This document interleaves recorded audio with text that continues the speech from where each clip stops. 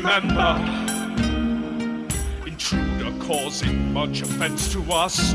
Do you remember? We met with friendship, but he answered thus. Do you remember? This man's cruel tone attempting to seem hard. Do you remember? The insult caused to I, your humble bard. By the way, I talk for I am a bard. Please excuse me for being what I am. I'm but a bard. So sorry if you're offended by my being a bard. You wanker. A deal with Zephyros is what they seek, an illicit proposal. We suggested our friend should not agree due to demeanor unsocial. If you insult me, you'll be paid with ire. We've got another talker. A talker we shall see in dice and desire. Until I have pondered on this offer, could you please not antagonize or bring any harm upon these guests of mine? So you're saying wait until... Okay, I understand Zephyros, yeah. Okay. You say not now, but soon? I'm saying later. I'm saying that these people are in my home. I did not invite them, but they have come with an offer of business, and right now there is no reason for anyone in here. And he looks back at Amarath and Envon, and I mean anyone in here, to throw the first stone. Is this acceptable? I'm going to look at Zephyros and say, all right, we won't throw the first. And then I'm going to turn to face, what was the guy's name again with A? Amarath. And I'm going to say to him, but rest assured we'll throw the last one. And then That's too straight at Amarath as well. Just visit Dweezil, reacting like, oh, sick burn, but maintaining eye contact with Amarath at all times. Can Zephyros roll a persuasion check for us to not start a fight? Oh, how the tables have turned. It's worth Amarath, as the sick burn comes his way, looks and says, "Well, you already have thrown the first stone," and he taps the side of his head. It is an acknowledgement of the psychic damage that Dweezil has already thrown his way. So... Daboff produces a handbag from nowhere and just goes, ooh. Ooh. Did the little insult hurt you, did it? I'm saying that with my face, not with my actual mouth. So, real question, is this your girlfriend? So, just very briefly, before we get to that, Zephyros has gone back upstairs and he's taken the pouch that Amarath handed to him. He's gone back upstairs. Krill, you are directing this to Amarath, and he looks over at Envon and says, "She's not my girlfriend. She is my partner, my partner in crime, if you will. She is... Well, it's an expression, isn't it? She is... this is not the relationship between me and Envon, no. So what you're saying is she's available. I'm going to look over to Dweezil and say, Dweezil, my friend, I believe this is a safe zone. And then, for now... Krill walks over to Envon and just sort of gives her a little nudge and goes, "You ever slept on a cloud bed?" She looks at you and says... She looks up to you as well. Bearing in mind you're, 7 foot? And she 7.5. She looks at you and she says, "You couldn't fucking handle me." Oh. That sounds like a challenge. Oh, this is getting creepy. You guys can mute for a bit. It's just going to be me and Nate for a while. Amarath looks at Krill and says, "Take it from me, you couldn't." I'd quite like to not handle her. While this pissing contest is going on, you hear noises from the second floor of just sort of like you hear Zephyros mumbling and various sort of moans and groans and various just weird noises coming from upstairs and a few flashes of light. And while that's going on upstairs, Amarath just looks round to the rest of you and looks Dweezil and says, "So, you like his slaves or something?" Slave to the rhythm, sir. Slave to the rhythm. Oh. Slave to fashion. Slave to... Can't think of any more phrases. Krill will Google slave phrases. We are, as you heard me say before, we are friends of Zephyros. We are associates of Zephyros. Zephyros is helping us, and we are helping Zephyros. We are an equal partnership, much like the one that you profess to have with Envon. I find it very interesting, though, Amarath, that you accuse us of being slaves when you are the one who has been sent here by some illusory employer who you're not willing to divulge. Just because I'm unwilling to divulge does not mean it's my master. I mean, you said he was. You said they were your employer. Yes, but not the master in the same sense that you're implying a slave. I mean, we can sit down and hash out the semantics, if you really will, the difference between being employed and being a slave. There's only one chair. It's a big chair, to be fair. Yeah. Is this your understanding that all those that are employed are therefore slaves? All those that are employed are therefore slaves. I think that there is a difference between being employed by a man and being employed by somebody and being a free man who is free to make his own way in the world and free to follow his will at all times. No one is my master. Nobody commands Dweezil Vanzaphir. Well, nobody commands Krill. Nobody commands Daboff. Nobody commands Gregomel. Nobody commands Quinch. Tell him that nobody commands you. Yes, master.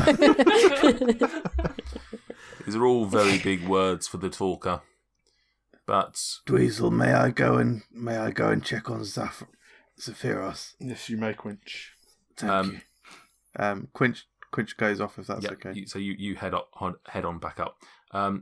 These are all very big words from the talker, but some of us are working towards freedom to all. Some of us talk about freedom for themselves. You're working towards freedom for all. I'm saying that some work towards freedom for all. Oh, but not you. You may infer what's weird is he talks about freedom for all, then infers that we're slaves, and still continues to be rude to us. His moral compass is all over the place, Krill. I hear masturbation does that. Quinch, as you get to the second floor and you poke your head through the hole, you can see Zephyros is in some sort of confused state / trance / he's got the heebie-jeebie hands out, basically. There's some magic stuff going on. He doesn't look particularly comfortable with it, to be honest. He doesn't. He looks a little bit distressed, but nothing too problematic. But yes, he's not calm by any means. Just very briefly, Quinch is going to nip over to the pillow, and he's just going to sniff the pillow. What does he smell? Chalk. Weird. Okay. So that's the best sort of place you can get the smell. That's fair enough. So he goes back over to Zephyros. Impressed that you were ready with that answer. You probably, as soon as we knew there was a bed, you probably had that ready, didn't you? No, MJ, he has to. Yeah. So what are you doing with Zephyros? So he goes up to him. Zephyros, can you hear me? Can I have a Constitution saving throw, please? Oh. Wow. That's not what I expected. Blimey. 12. 12. You take 7 psychic damage. Oh. Yo. Ah, motherfucker. Okay. This shit's getting fucked up. This is Sorry, this is slightly unrelated, Mike, but I just thought if you could get your pillowcase and put your cloud bed inside that pillowcase, you could constantly have a cloud pillow. Wow. That's not a bad idea.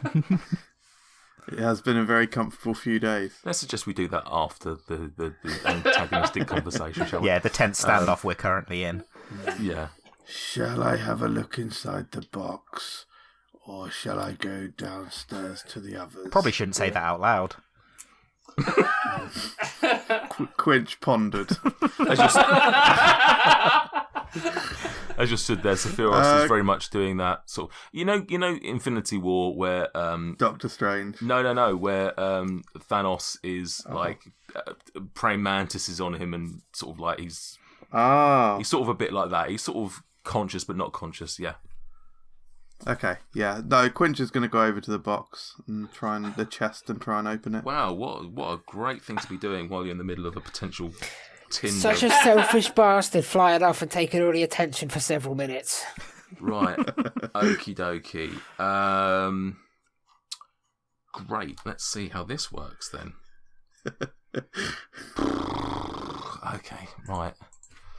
I wasn't prepared for you for robbing him in the middle of this. No, not Robin, just checking.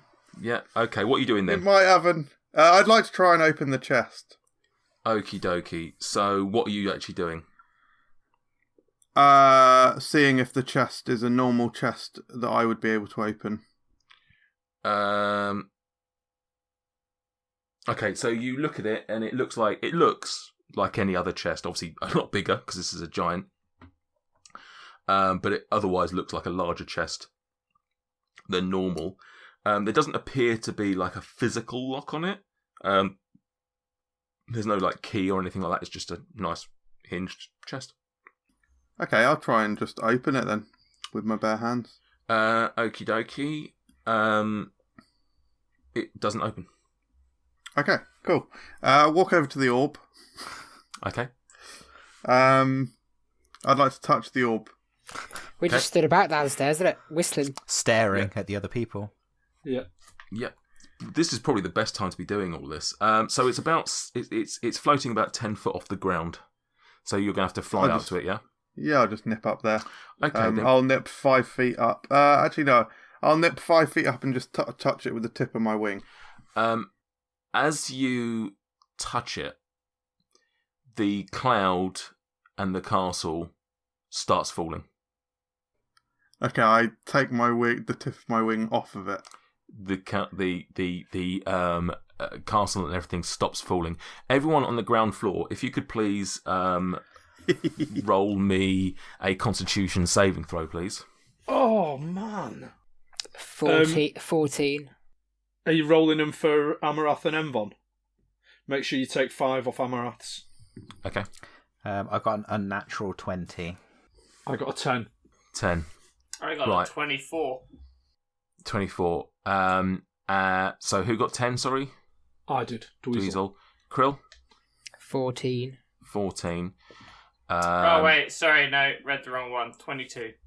22. That's fine. So, as the thing drops, briefly, you're all, because of gravity and everything, you've basically come off the ground. As the castle kicks back in again, you then come, down onto the floor, and all is it another prone check? No, it's not going to be a prone check. All those that got less than 15, can you take 4 bludgeoning damage, please? Bloody hell! And that includes Amarath, who also takes that damage. What about his girlfriend? She's not his girlfriend. She's his Partner in crime, POC. Envon basically is fine. She manages to land gracefully and doesn't take any damage whatsoever. I don't believe that Quinch realises that Dabov has got telepathic powers. I don't think he's seen that in action. No, I don't think I've sent a message to Quinch before. No. You might have told him that you have that ability, but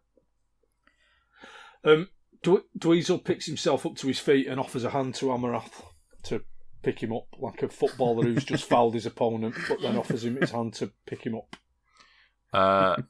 He looks at your hand, stands up without taking it, and says, "What the fuck is your giant friend doing? What happened?"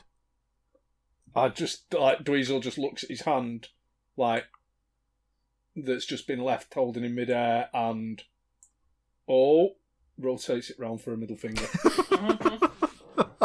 I was legitimately offering. That was a legitimate peace offering as well. Then I know, and Amarath knows that.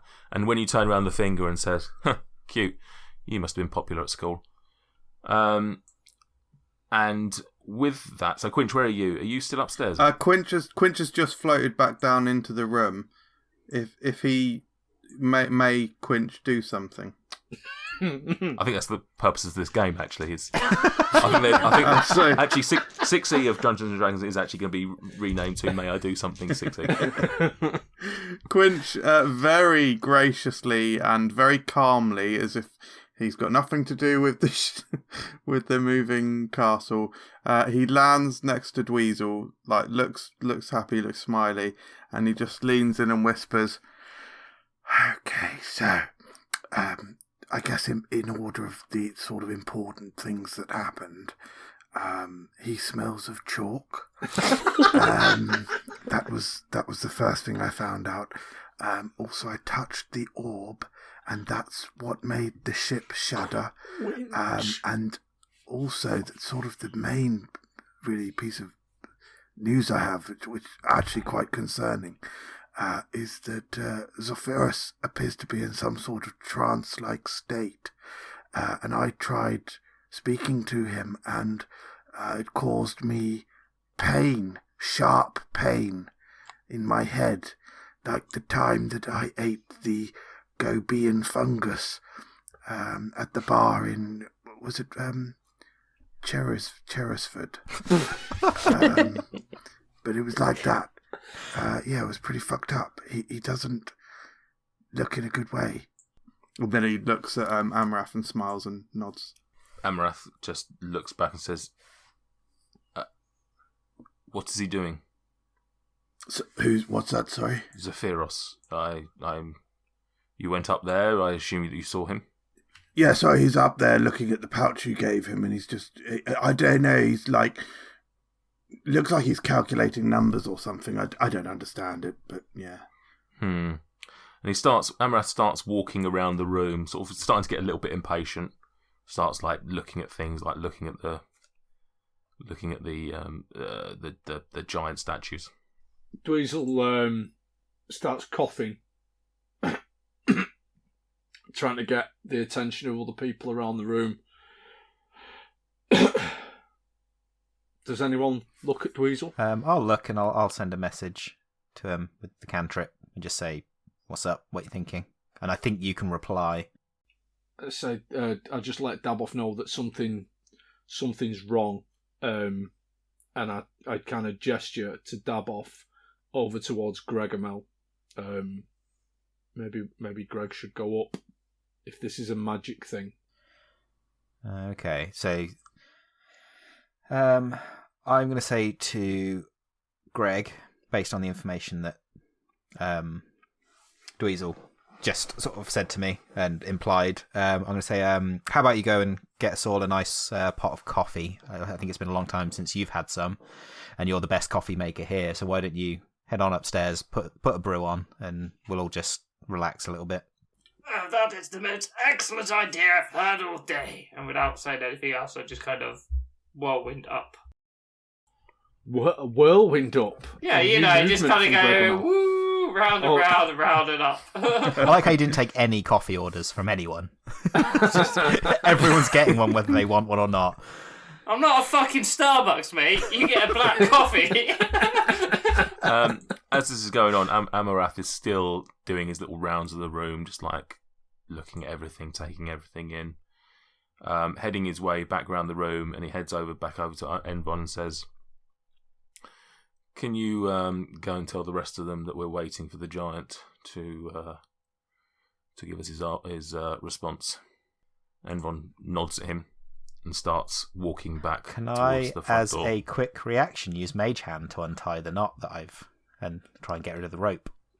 Okie dokie. Can you then roll me a stealth check to see how... Not stealth, sorry, sleight of hand.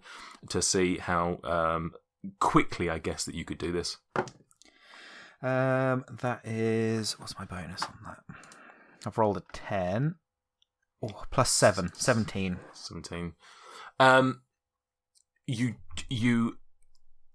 managed to get the... So the Mage Hand is invisible, right? You can make it invisible, I believe. I don't actually know. I know it's... Yes, yeah. I think that's right, isn't it? You can Yeah. do things stealthily. Yeah. It's a stealth check and a sleight of hand check to do it stealthily, though. Oh, okay. Okay. All right, and we'll have a stealth check as well. Stealth You check. guys are just helping me out so much. I'm so pleased to be playing with all of you. That is a 21. Okay, so yeah, you managed to get the stealth hand through the curtain ahead of her, and it manages to untie the rope. Literally, as she walks through the curtain, the rope just falls to the floor, and she sort of sees it, and she sees the rope and thinks, like, I don't remember that being there, and is certainly wary, but she's just sort of thinking, perhaps something happened, and she heads on back out to the rest to see the other cultists. Quinch. Yes, Shall I kill him? Zephyros. He's not been our pilot for No, several. not Zephyros, Amaretto. Oh, yeah. Well, listen. Yeah. Well, no. So look, Oh. listen. All I'm saying is Zephyros was in a really weird state. Granted, I've only known him a few days, but I've never seen him like that. It's very out of character. So, Yeah. What are you saying then, Dweezil? Sorry. no, I'm not going to kill him yet, Okay. Cool. Thanks. but I am going to kill him. He's still doing the round, so as he's relayed that message to Envon, he still starts walking around the rest of it, taking it all in. Greg, you're now upstairs in the second floor. Correct. You see basically exactly what Quinch did, which is Zephyros doing his magic shit. But as you go to approach him, you see him just sort of go rigid, and essentially the magic sort of dispels from him, and he suddenly he takes a few breaths. Can you just roll me a stealth check? I know you weren't trying to stealth him, but if you could just roll me that. A 10 plus 0, so 10. So as you get up, as you're there, although he doesn't notice, he doesn't say anything, he just breathes out and... Thank you for checking on me, Gregomel. You're welcome. Are you okay? How do they say, giving the orange to the fish? Oh, is this one of your sayings I have not heard? Precisely, yes. Well-known phrase. It means anything for a friend. Excellent. I will be using this on my journeys. Thank you. If you're okay, I think it is time that we join the others on the ground floor. Yes. Okay. Yes. Let's go. Remember. Oh no, the coffee can wait. I guess. Never mind. Coffee? Yes, we can have certainly a coffee. Perhaps we should ask our friends and our guests whether this is something they're wanting. Please, after you. Okay. And allows you to go down the hole first. He has gone down the hole. And he floats back down, and he looks at Amarath and says,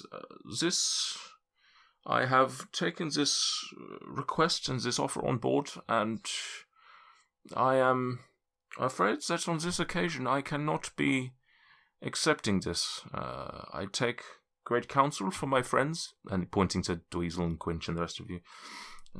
They have guided me well so far in these 5 days, and I've reflected inwards, and I do not believe that I should be working with someone of your caliber or your mysterious employer, and I do not think that this is a partnership that will work.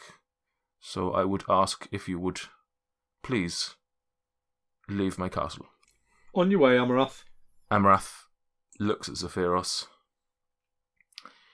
and at this point, Envon is on her way back in, and as she pokes her head through, Amrath looks back at her, raises one finger and says, "I'll be out in a minute," to which she leaves again, and he says, "I am very saddened by this news. I thought that this was a partnership that would work for all of us. I will go and tell my men and we will be on our way." And he looks at Dweezil, says, "Fuck you, buddy." On that, can I stick my head like sneakily while he's looking at Dweezil? Presumably they're eviling each other for a bit in a really super hetero sort of way. And can I cast grease in the doorway? I was gonna escort him out, but why not? I can still escort him out. You may. So right in the centre. Right in the centre. Okie dokie. So there. So just there, yeah, something like that.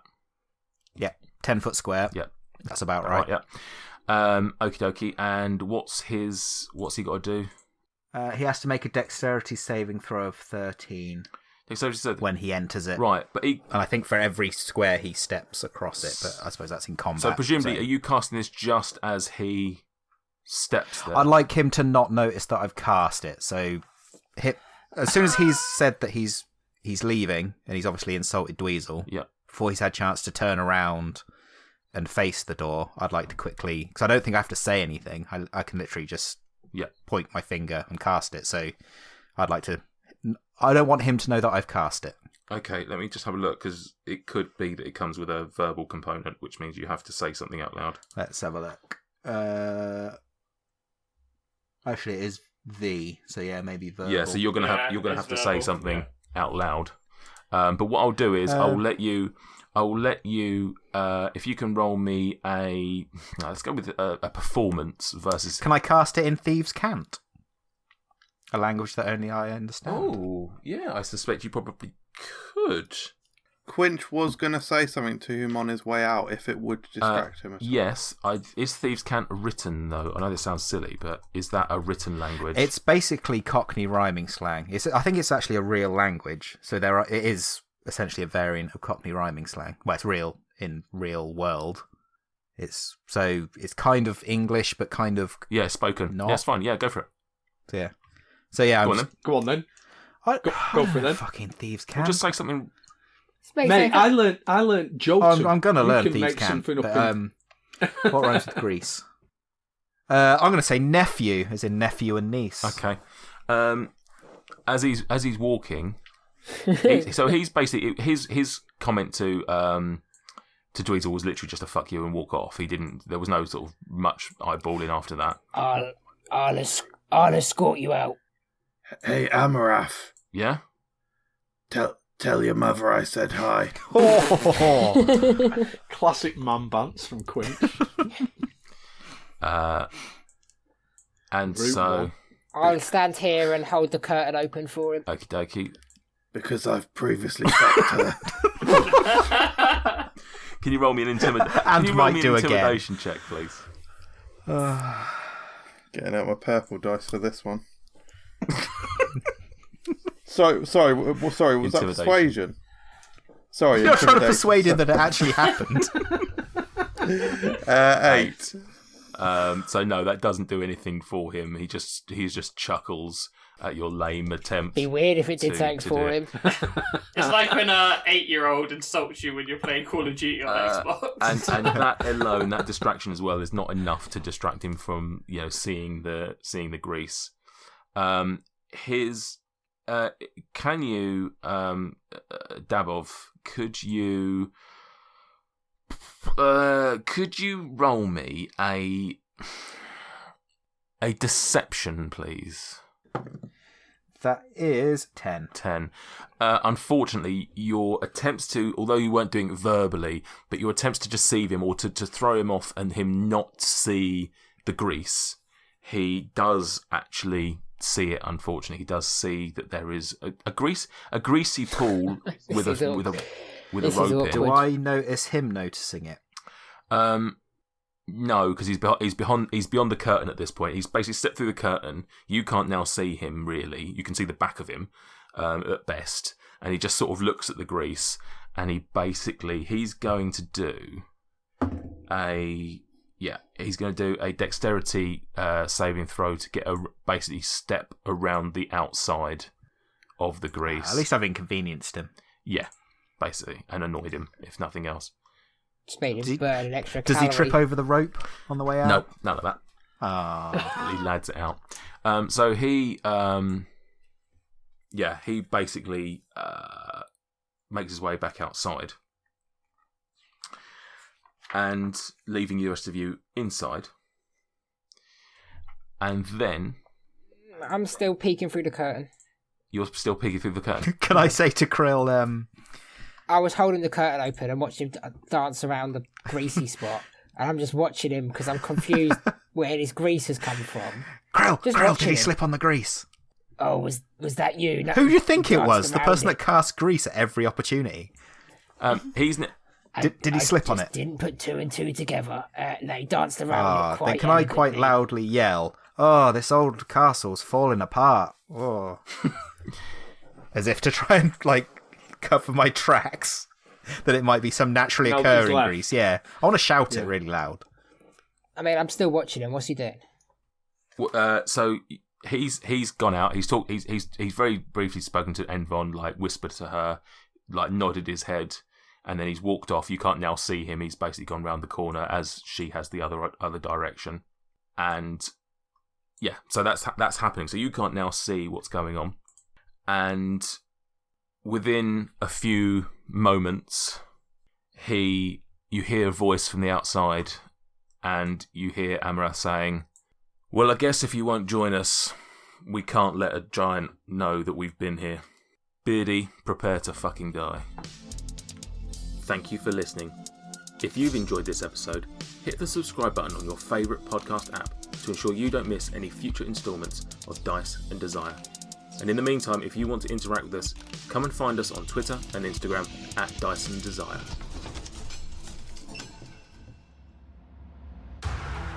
Are you looking for a D&D podcast with a dark side? Something more like Game of Thrones and less like Monty Python? Tale of the Manticore is part dark fantasy audio drama, part solo D&D RPG. There's no plot armor here. The dice make all the important decisions. Join me as I resurrect the excitement, wonder, and emotion of old-school D&D. Made for a mature audience, Tale of the Manticore is both a fiction and a game. It's the story where chaos rolls.